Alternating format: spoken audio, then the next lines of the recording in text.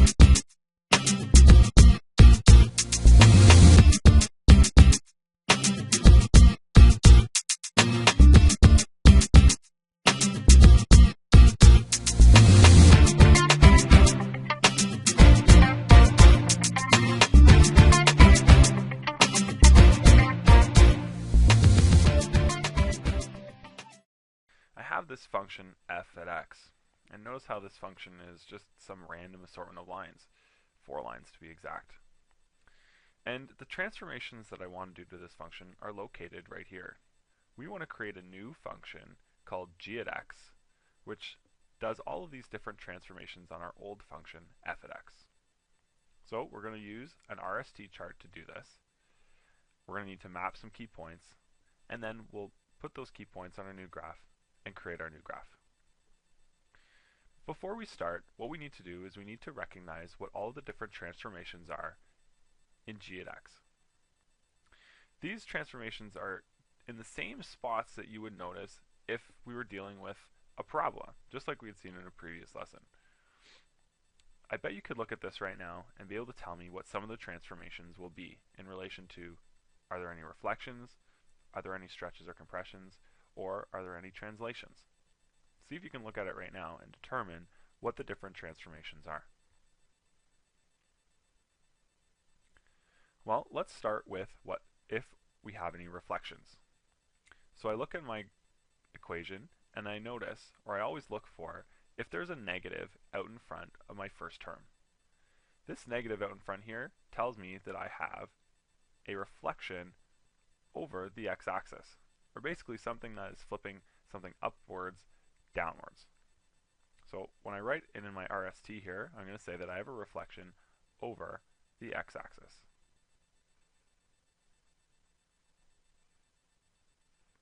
We have to remember though that when we reflect over the x-axis, it actually affects the y values, not the x values. Okay, how about any stretches or compressions? Remember, when we want to look for stretches or compressions, we look for the number that's outside of these brackets. So right here you can see that I have a 2. This 2, because it's greater than 1, tells me that I have a vertical stretch by a factor of 2.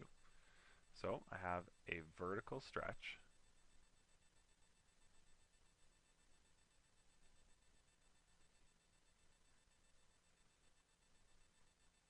of 2.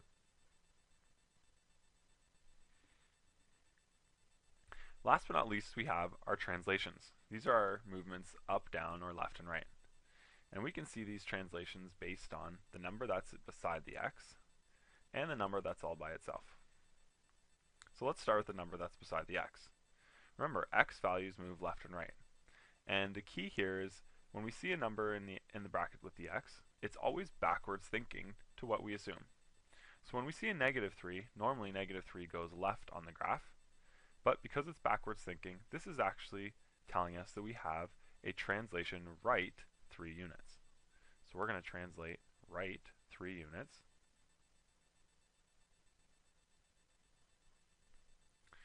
And this number out by itself, this tells us how far we're going up or down. So because it's +5, we're going to be also moving up 5 units.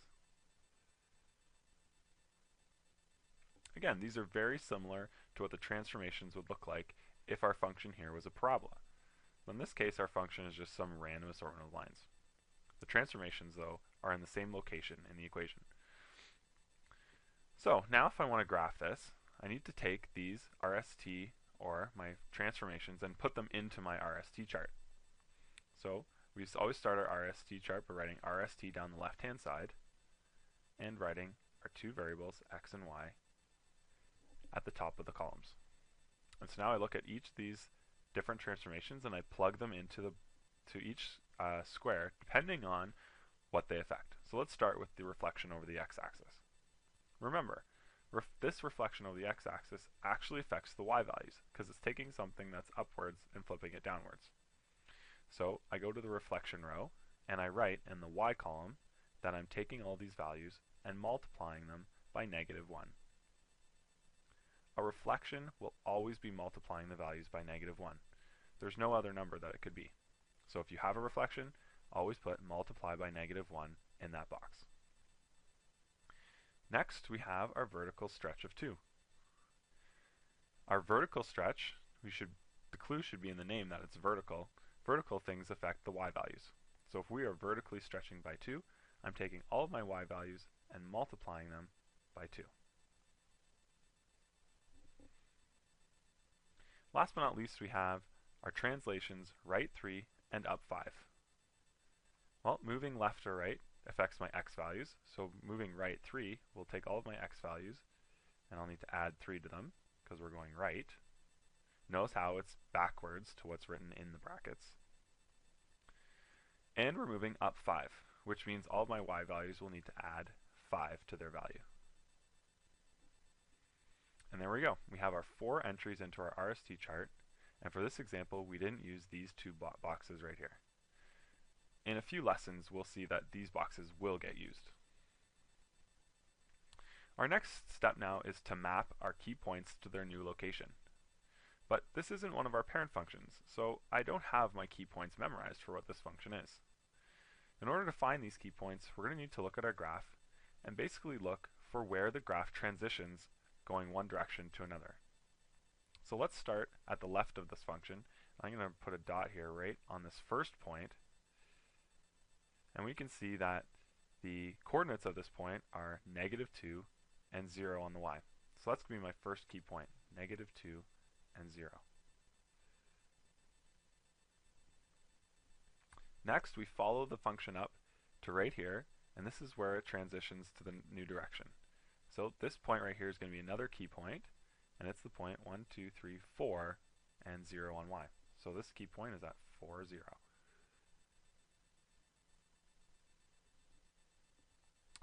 The next one over when I go across is right here. This is at the point 1, 2, 3, and 4. Oh, it looks like I've made a mistake here. This point isn't at 4, 0.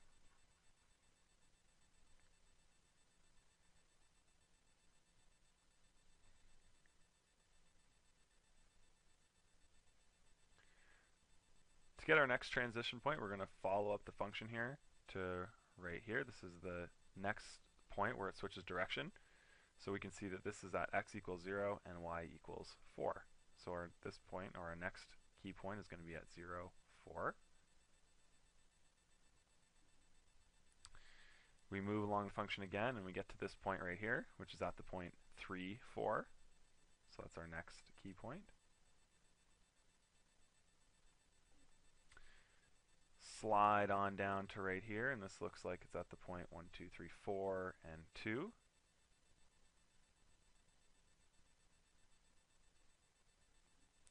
And finally, we get to our very end point right here, which is at the point 6 and 2.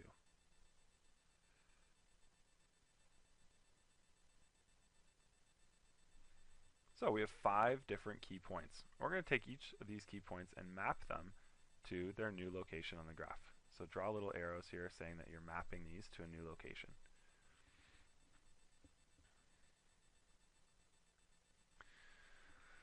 Okay, so now we use our RST chart to map these to their new location. So let's start with all the x values. My current x values for my 5 points are -2, 0, 3, 4, and 6. My new x values will be those values but added 3. So -2 plus 3 is equal to 1. 0 plus 3 is equal to 3. 3 plus 3 is 6. 4 plus 3 is 7. And 6 plus 3 is 9. Those are my new x values. If we think about it, all of these have now been shifted to the right, 3 units. Our y values, we're going to multiply them each by -1, then multiply them by 2, and then add 5. So 0 times negative 1 is still 0, times 2 is still 0, and then I add 5. So this y value goes from 0 to 5. 4 times negative 1 is negative 4, times 2 is negative 8, but add 5 is negative 3.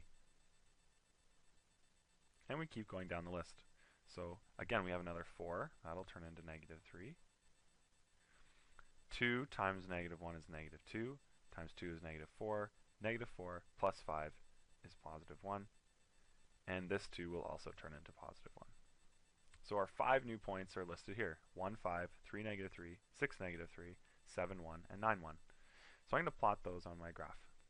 So 1, 5,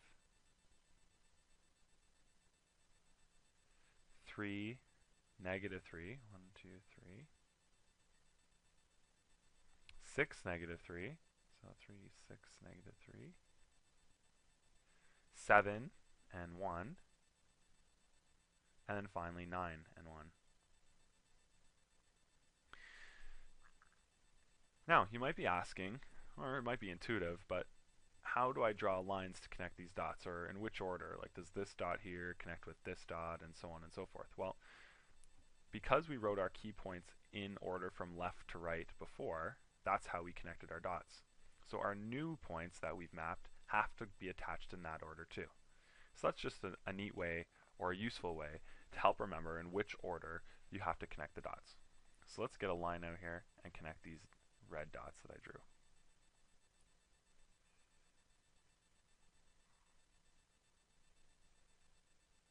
And there we go, our brand new transform function.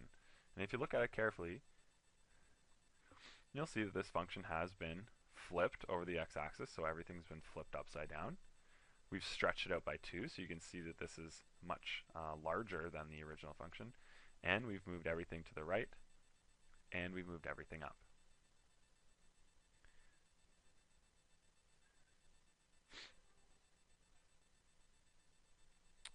Okay, last but not least, we need to label our function here. Well, this new function is called g at x.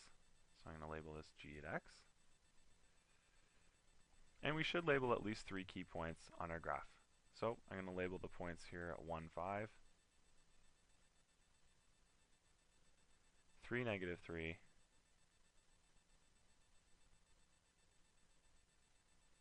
and the point here 6, negative 3.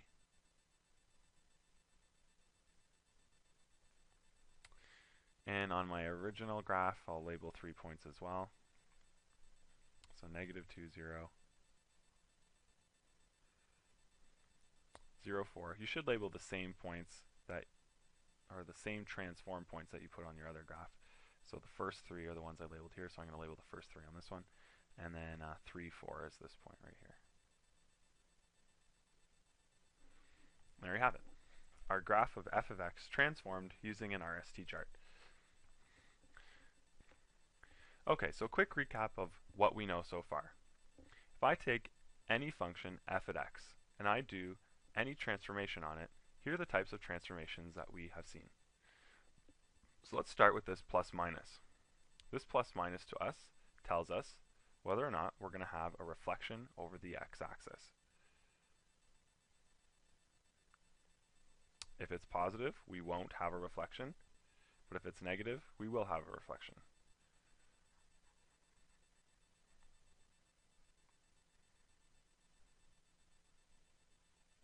If it's positive, we won't have a reflection, but if it's negative, we will have a reflection. It's also important that we don't just say it's a reflection, it's specifically a reflection over the x-axis, because we are going to see other reflections in this unit. Oh, sorry, I shouldn't say of x-axis, this should be reflection over the x-axis. Make that little fix here. There we go. Okay, next on the docket here, we have this a value, and we know that this a value tells us whether or not we have any vertical stretches or compressions. So when a is greater than 1, we have a vertical stretch.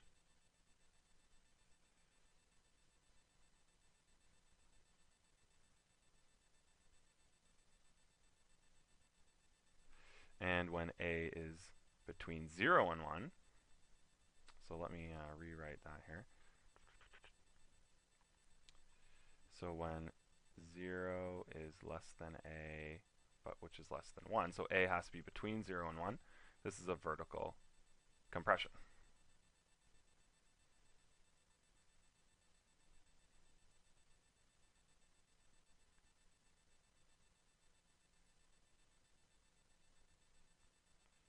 It's kind of hard to write letters with my tablet today for some reason.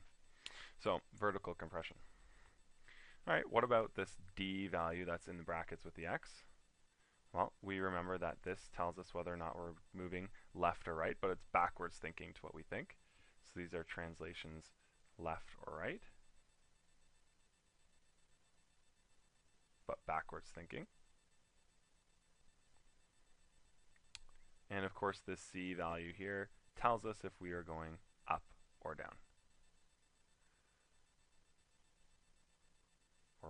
So all of these are our translations. So with this knowledge, we can now take our parent functions, which we learned what our 4 parent functions are going to be for this course, and we can graph those to new spots. So I'm going to show you 2 examples using 2 different parent functions, and then at the end of this lesson, you'll get a chance to do 3 examples on your own. So for each of the following examples, we're going to do these following things. We're going to state what the transformations are first. Then we're going to provide the equation of the transformed function. We'll graph both the original parent function and the transformed function on our grid, being sure to label our key points. And finally, we'll state what the domain and the range are for our transform function. So here's example 1. Our parent function for this question is going to be f at x equals the square root of x. So this is our radical function. The transform function looks like this. G at x equals half, and then our function at x plus 3. So just knowing or based on where things are located, hopefully we can tell what our transformations are going to be. So let's list them here. The first thing I notice is this half that's sitting out in front. Well, looking back up top here, we can see that that half is our a value, and when the a value is between 0 and 1, or we think of it as just less than 1, we know that this is a compression. So this is going to be a vertical compression of 1/2. It's important to say that it's a compression and not a stretch, because they do mean different things. So a vertical compression of 1/2. The other thing we see here is the plus 3 in brackets with the x. So we know that this means we're moving left or right. It's backwards thinking, so when we see plus 3, we think minus 3, which means we're moving left 3.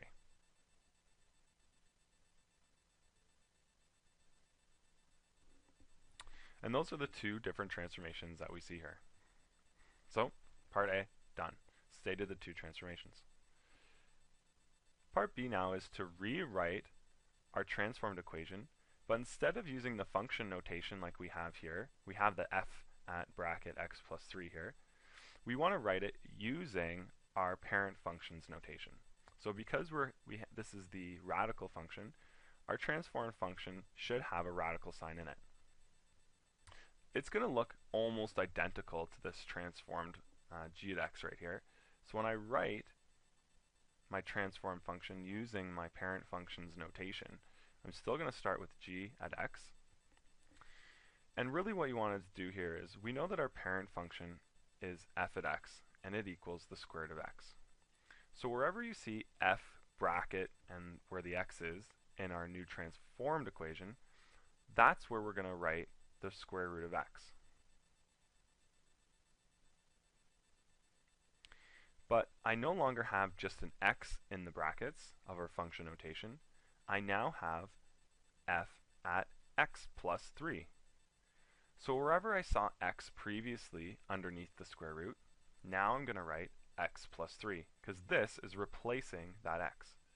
So underneath my square root in my transform function, I'm going to write x plus 3.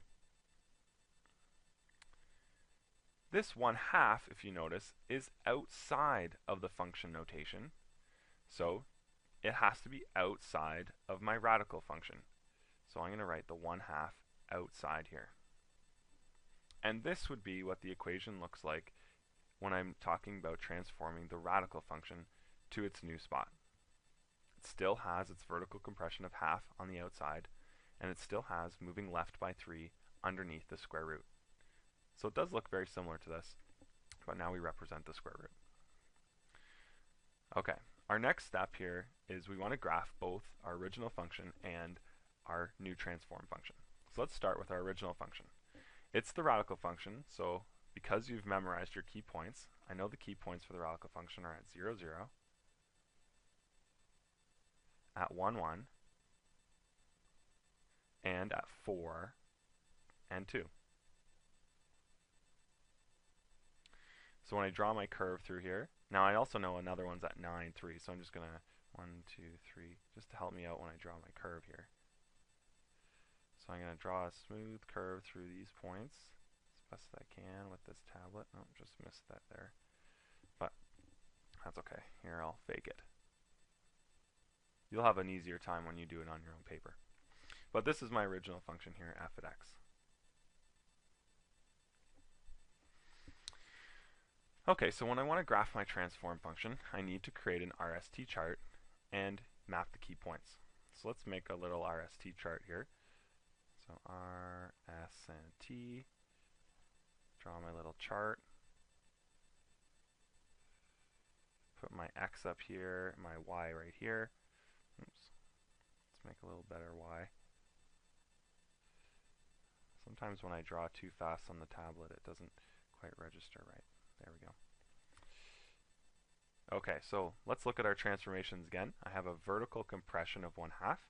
Remember that vertical means Y value, and compressions fall into the stretches and compressions box. So I'm taking all of my Y values and I'm multiplying it by whatever my compression is. In this case, it's 1/2. So all of my Y values are going to multiply by 1/2. And I'm moving everything left 3. So my X values, because I'm moving left to right, are going to subtract 3. And that's it. Those are the only two transformations that are happening to my radical function. So let's take our key points. Remember, our key points are at the points 0, 0, 1, 1, and 2, 4, or sorry, 4, 2. Don't get those mixed up. And let's transform them to their new spots. So all my x values I'm going to subtract 3. So my new x values are going to be -3. 1 minus 3 is -2. And 4 minus 3 is 1. And my y values, I'm going to multiply them each by 1/2. So 0, 0, well, 0 stays at 0. 1 moves, 1 times 1/2 is, well, 1/2. And 2 times 1/2 is 1. So there you have my 3 new points that I can now plot on my graph. So let's plot those on our graph. So the point -3, 0,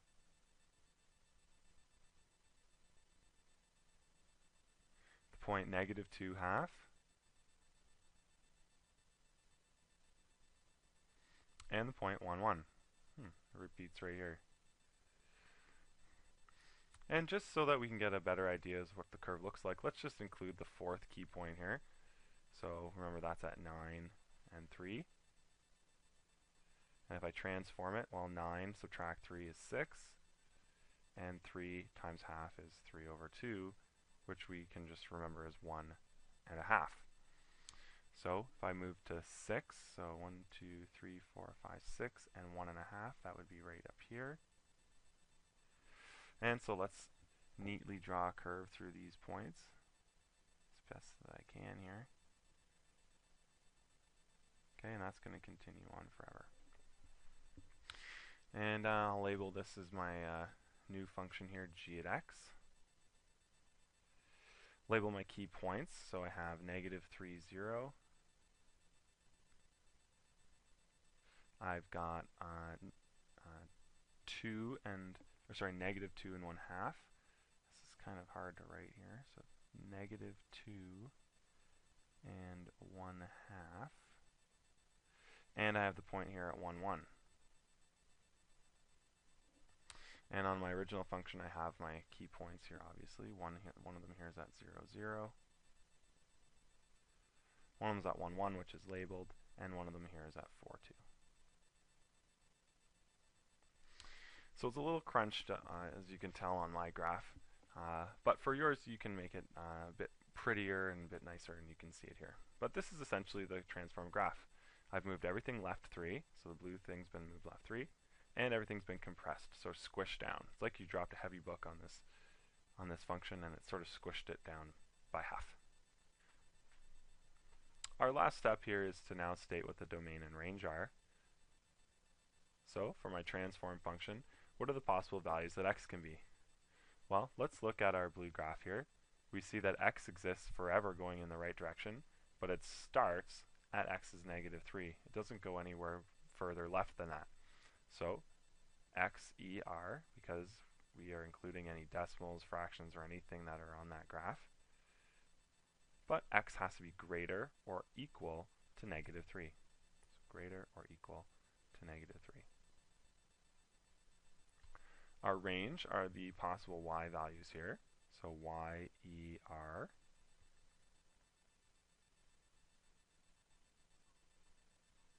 And notice how the y values will continue to go on upwards forever, even though it might look like it's kind of slow, but will never reach below 0.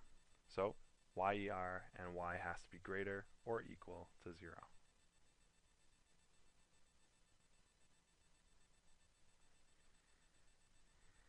And there you have it, our domain and range for this function.